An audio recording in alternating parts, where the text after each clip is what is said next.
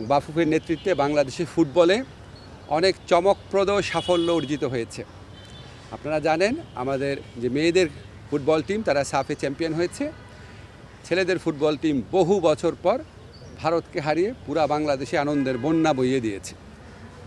ওনারা বয়সভিত্তিক অনেক টুর্নামেন্টের আয়োজন করেছেন, ইনফ্রাস্ট্রাকচার ডেভেলপমেন্ট করেছেন, ট্যালেন্ট হান্টের মতো প্রোগ্রাম করেছেন। তো আজকে আমার কাছে ওনাদের কিছু দাবি দেওয়া ছিল। আমি খুব অল্প দিনের জন্য আছি, কিন্তু তারপর আমার কাছে মনে হয়েছে কয়েকটা জিনিস আমরা ওনাদের দাবির সাথে একমত পোষণ করেছি।